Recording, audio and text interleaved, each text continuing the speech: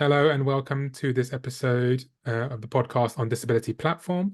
Today I have with me Alice Hargreaves, and Alice, I'll hand over to you to introduce yourself. Hi, I'm Alice Hargreaves. I'm the founder of SIC, a social enterprise that works to close the disability employment gap. There are two real sides to the business. So one side is all around empowering disabled and neurodivergent professionals with a range of different things, including free events, free access to learning and mentors. And then the other side of what we do is all around supporting businesses on inclusion and access best practice. Brilliant. A lot of stuff to dive into there. If you wouldn't mind, could you tell me a bit about your disability condition, however you sort of define it? Yeah, absolutely. So I was born with a variety of chronic health conditions, a lot of which impact my lungs and breathing. That's meant that I've spent my life on pretty strong immunosuppressing drugs. So actually during the pandemic, I was in the shielding category, which was actually kind of one of the first times that I really recognized myself as being particularly different, and recognized actually that my health was and had been a barrier for quite some time. And then I'm neurodivergent. I was diagnosed with ADHD, and I also have anxiety and depression. So quite a range of things. Okay. And if you wouldn't mind, however comfortable you are discussing the topics, but would you mind sort of telling me how that's impacted your life, both, personally, professionally, throughout the years, different sort Mhm. of stages in your life, and then also how sort of SICK came about, the organization, social enterprise. Yeah, absolutely. So, when I was at school, I in sixth form actually missed a day every single week of education because I was having to go to the hospital weekly for a variety of pretty nasty tests and procedures. So obviously that had a pretty big impact, missing an entire day every single week Yeah. of school for 2 years. So yeah, that had a big impact on my education. And kind of when I moved into professional life, I was quite often being told that I was taking too many sick days, that I was being like overlooked for promotion because, I wasn't as present as I wanted to be. And I quite regularly asked for adjustments, and quite often that adjustment was literally, could I have some time working remotely? Could I have some Mhm. time working from home? And kind of time and time again, I was being told, oh no, that's like completely impossible to work from home. And then obviously the pandemic hit, and suddenly, all these employers that had said time and time again Yeah. that working from home was impossible, suddenly working from home was something that absolutely every single person pretty much had to do. So um yeah, there's been quite a few barriers, and basically I was in a role during the pandemic. I disclosed around my mental health, um, and that was pretty much used against me by that particular employer. Okay. I was told that my craziness was catching, Wow. which is a really interesting view of mental health. Yeah. And very, very quickly submitted my notice, and I'm actually was surprised. put pretty immediately on gardening leave because they didn't want the crazy anxiety to continue spreading What year across was their that, if you don't mind me organization. asking? Pardon? What year was that statement That made? was 2021. Oh, wow. Okay. So very recently. Interesting. Yeah, so at that point I was like, okay, you know what? I've had some like horrible things happen in my time. Yeah, being told that my anxiety and depression were contagious was definitely a new one. Yeah. So was like, okay, you know what? I can't really see myself working for anybody again in the near future. So was setting myself up as a freelance marketeer, And then my original co-founder, Rachel, was kind of in the early stages of creating what became SIC. And I was like, you know what, actually, this is really important to me. My health has been a barrier to a lot of things in so many different ways. And actually, it kind of became a really good time for me to actually kind of own that. And Mhm. I think as well, having recognized that I was disabled after being put in the clinically vulnerable category back in 2020, yeah, I kind of realized that it was the time to become more of an advocate and more of a spokesperson in this space. And yeah, that's kind of where the organization was born, and haven't really looked back in 3 years. Wow, okay. Well, firstly, obviously I'm sorry that you had to experience what you did. It's just unthinkable, but sadly it happens. And I'm sure it happens on a daily basis to lots of disabled people. Absolutely. Can I ask, do you think if the workplace you were in where that happened, or other workplaces you were in prior to that, were more accommodating and more understanding, would you have stayed in those workplaces, or would you have still moved to the SICK organization just out of sort of your personal passion? Yeah, I think that's really hard to actually know. I think in some ways, yeah, I think I probably would have stayed, in work if I'd have found a workplace that was like, yeah, you can work from home a few days a week. Yeah, you can have a bit of flexibility in your hours of work. Um, that weren't going to call me crazy and weren't going to say the craziness was contagious or weren't going to overlook me for promotion and things like that, Mhm. then yeah, I would. And I think actually there's some really interesting research around disabled people as customers and actually how um, around like 70 to 80% of disabled customer experiences are failures, and that leads to Wow. disabled customers tending to be um, really really committed customers to those organizations where they get that good experience. They're much Mhm. less likely to shop around if they have a really good experience. And I actually think the same is definitely true in terms of employment as well. Like, um, we have those failures, those bad experiences. I'm sure it's probably around that 70 to 80% as well. But therefore we are like more committed when we're in a good place. Yeah, Um, I think I would have probably become more of an advocate as an employee, right. um, potentially, but I think yeah, it kind of led me down this path, and honestly, like I'd always wanted to go into entrepreneurship, self-employment in some way, and it just kind of all fell into place in its Yeah. own weird way. Yeah, sometimes things happen like that in life. Yeah. Um, I know, obviously, because we have spoken before, I know that you work with multiple industries and especially with the gaming industry. And I was Hmm. curious to know from your own personal experience, and this isn't some kind of indictment on, professions or sectors or anything, but I'm just curious, sort of through your general experience, who is or what industries are sort of most and least receptive to disability?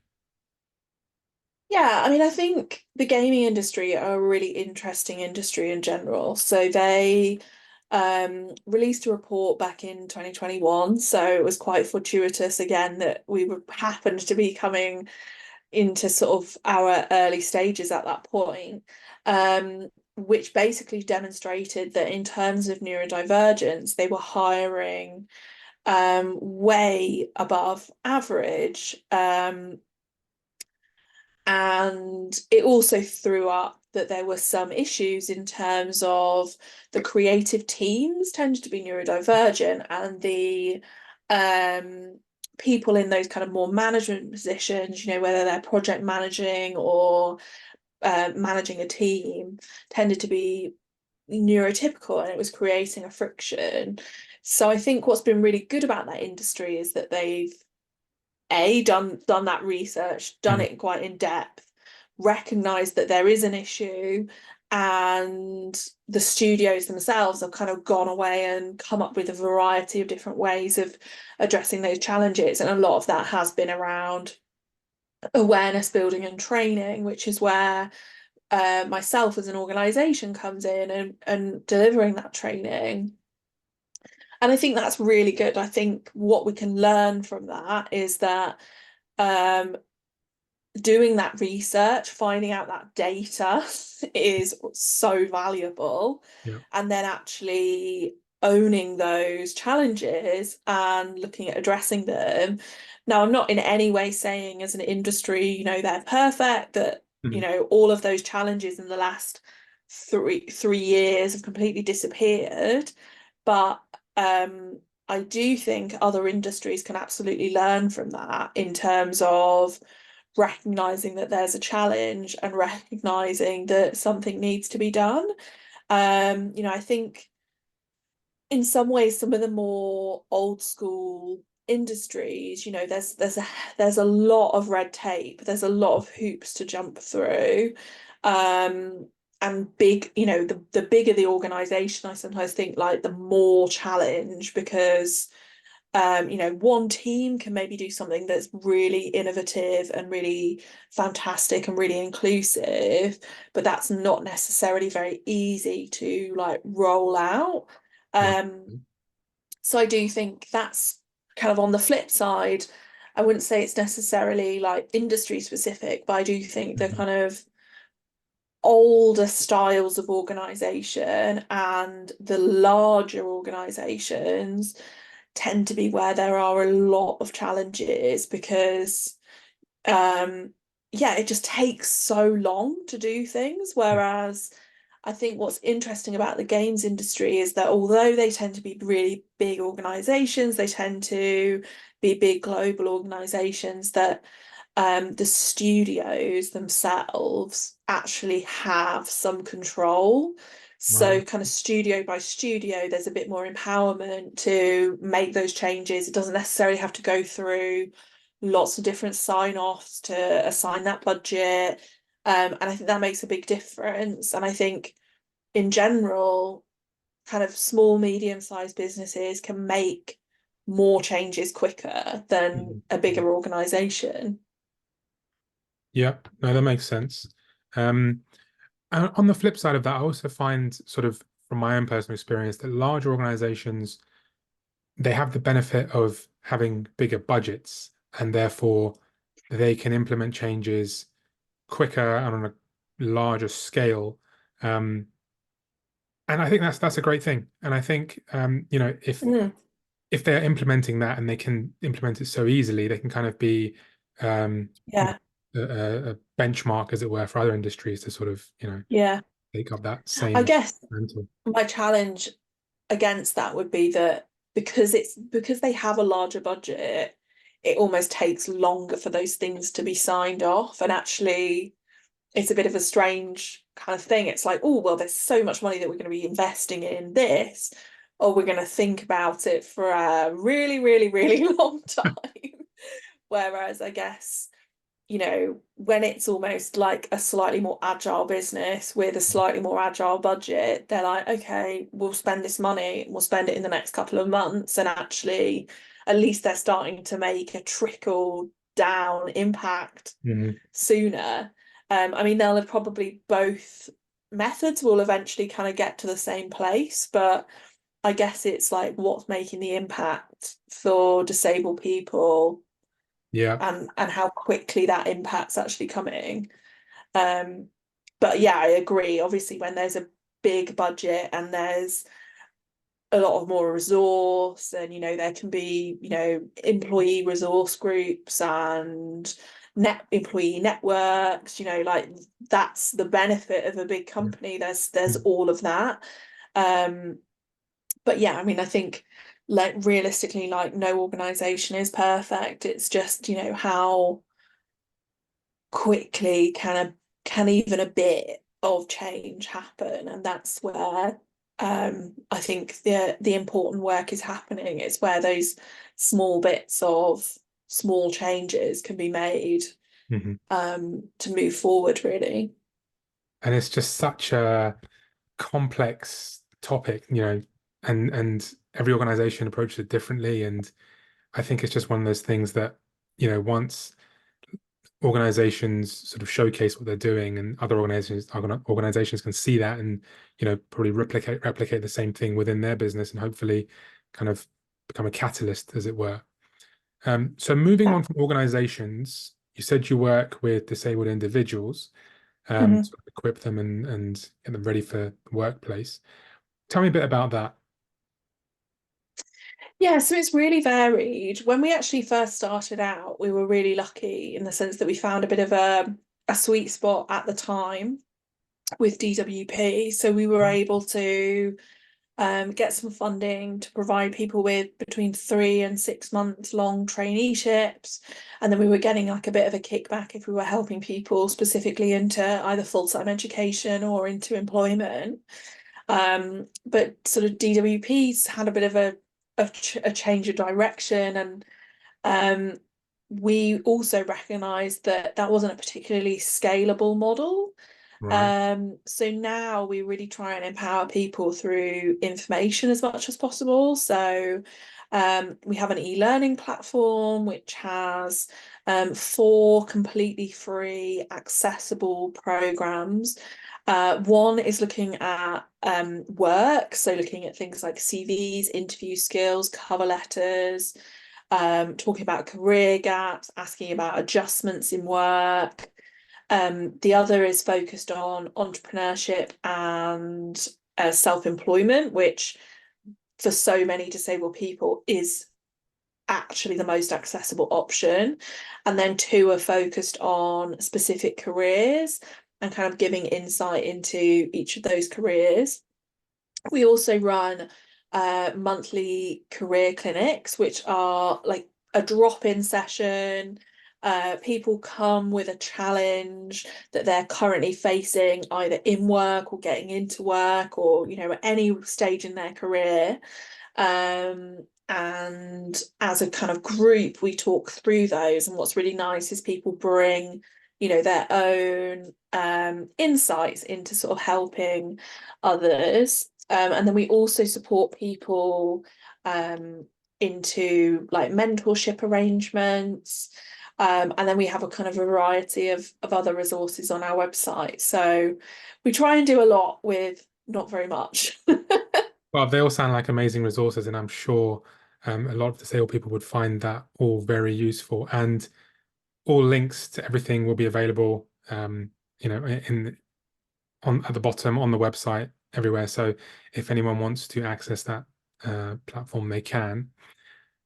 I have a question, a topic that I find fascinating, and I wanted to get your view on it, given the work that you do with individuals and organizations. And for a bit of context, the topic is disclosure. And the context that I put it in, and this is just my personal belief, is that disclosure is very personal to each individual.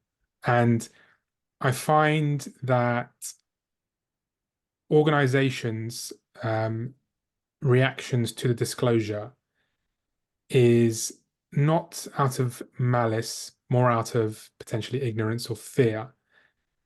And I wonder, therefore, what you think about disclosure and whether people should or shouldn't disclose, how it may impact things, how organizations perceive different disabilities, etc., given that you work on both sides. Yeah, I mean, I will probably give slightly different advice to advice that I've followed myself. So historically, my past, I've tended to secure a role. I'm very lucky in the sense that I have invisible disabilities. So Mhm. there is nothing that would indicate that I'm disabled or chronically ill. Um, and I've then tended to literally disclose pretty much on my first day of employment. Literally, as soon as they've employed me, I've disclosed. And there are benefits to that in the sense that I've already proved to them that I'm the best person for the role. Mhm. Um, and they've already employed me. Yep. However, I think looking back, the challenge that's come with that is that a lot of organizations um, who wouldn't necessarily have employed me probably wouldn't have necessarily employed me for a reason, in the sense that they weren't willing to make the reasonable adjustments that I needed. They weren't willing to um, promote me and allow me to move up within their organization. Hmm.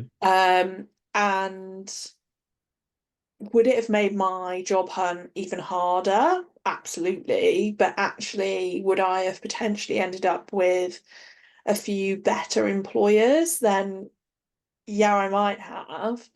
I mean, I have a variety of thoughts about the disability confidence scheme, for example, as to whether or not I think it necessarily works. And I think there needs to be more rigorous assessment of the organisations that, are getting their disability confident badge and putting it on their website and not Yeah. necessarily thinking about it ever again and not living the values. Hmm. However, I have mentored people that have literally used that as their gateway to an interview, because according to the Disability Confidence Scheme, if a disabled person meets your minimum requirements, you should be interviewing them unless, you've got hundreds of disabled people applying and it's not untenable. But I have mentored people that have literally said, I see that you are a disability confident employer. I myself am disabled. I recognise from my cover letter and my CV that I meet your minimum requirements, so I look forward to meeting you at interview. And I don't know whether necessarily those organisations even realise they're disability confident, but they've definitely given that person an interview. And actually, quite a few times that person has landed that role, because I think for disabled people, sometimes the challenges are there are skills gaps, Hmm. there are career gaps. Hmm. Their CV might not necessarily be as impressive, but actually they can bring, innovation, enthusiasm. So actually, sometimes I think for a lot of disabled people, actually, presenting themselves at interview can be a hell of a lot easier than presenting themselves on a CV. So Yeah. actually, I have known people that have used that to their advantage.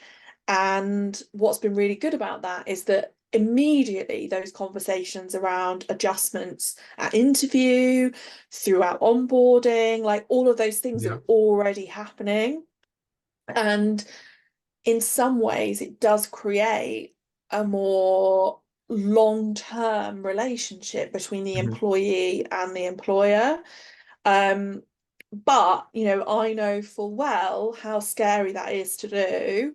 It's not the right way of doing it for everybody.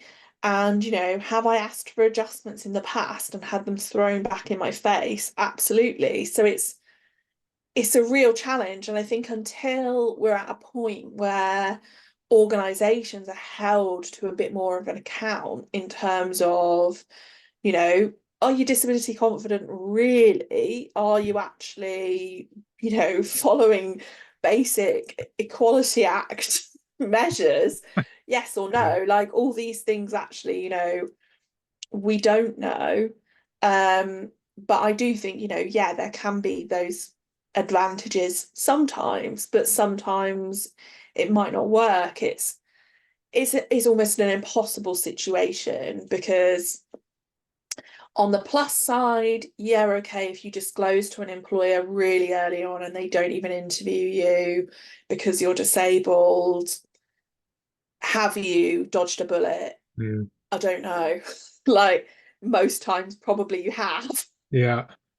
It's But such a complex yeah, topic, and it's so personal to everyone.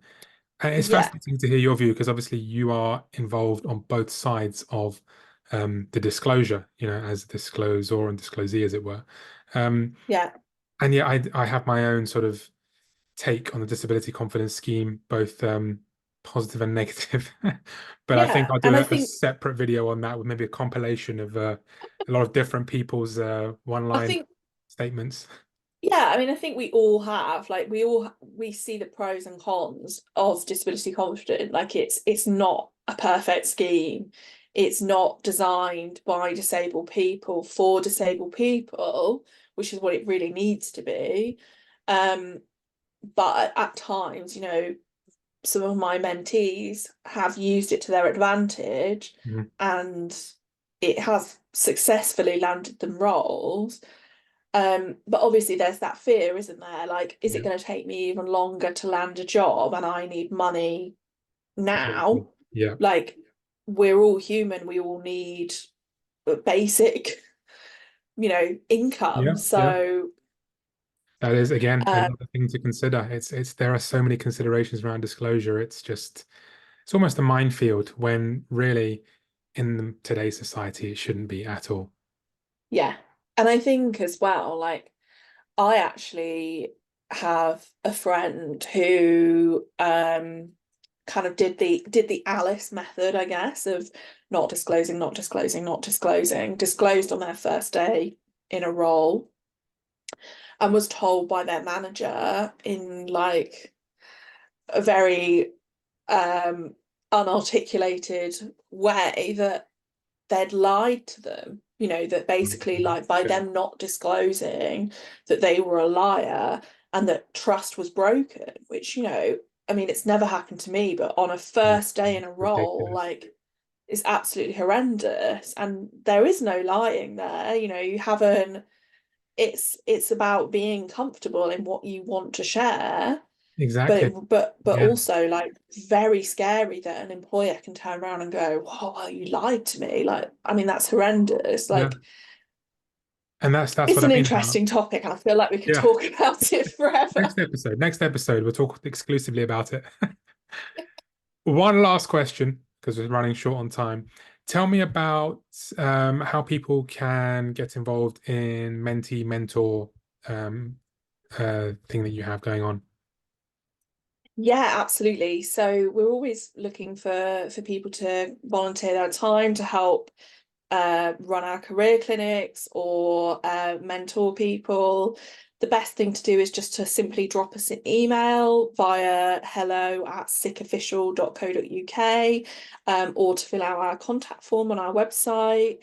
But yeah, we're always kind of really looking at engaging with people that are willing to help us kind of scale that side of the business because obviously it is completely not for profit and all of those things are free. So yeah, that benefit of having people help and lend a hand with those things is really beneficial.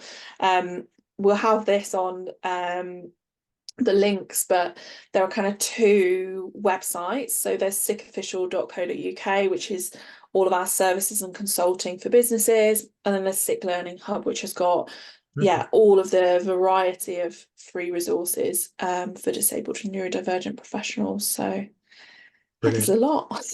I think that's a very, very useful and invaluable tool, the mentoring, because I know from my own experience growing up, I was in mainstream school and university, and I never had any disabled people that I could ask any questions of. And if I'd had disabled individuals, professionals to speak to and get some kind of true perspective, then my life choices definitely would have been different. And that's not to say that, my life is bad or it's turned out wrong or anything like that. But having that knowledge and some guidance from actual disabled Yeah. people with lived experience would have made a huge difference.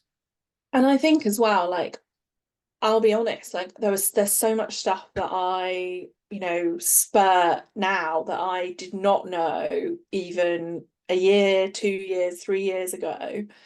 And I think that's the thing. Like, we don't, unless you know where the information is, you don't know that that information even exists. Exactly. And that's something that I've really, really tried to do. I mean, we over the summer created effectively a guide of all the different resources that you can possibly imagine, from benefits to travel discounts to specialized recruitment companies, um, because that information is so disparate. And Mm. if you don't know where to find it, it's impossible. And like, it's been my own learning curve as well. And I think, um, as you say, mentors, what's fantastic is that a lot of the time those people are further down their careers. They'll probably have experienced certain things like an access to work application, Yeah. or Yeah. disclosing and when to disclose at interview, and they'll be able to share their own experiences. And it's that knowledge, knowledge is power. And I think Mhm. definitely when it comes to getting resources, getting access to support, that knowledge is so powerful. And I think being able to just share as much as possible is vital. Definitely. And I'm sure any disabled people or even non-disabled people watching this would be very keen to engage and get involved with whatever you have going on. Unfortunately, that's all we have time for today. It's been a pleasure and very informative. And yeah, if anyone wants to access any of the resources, feel free to click on all the links. And Alice, thank you very much for your time. You're very welcome. Thanks for having me. No problem at all. Take care. Thanks. Bye.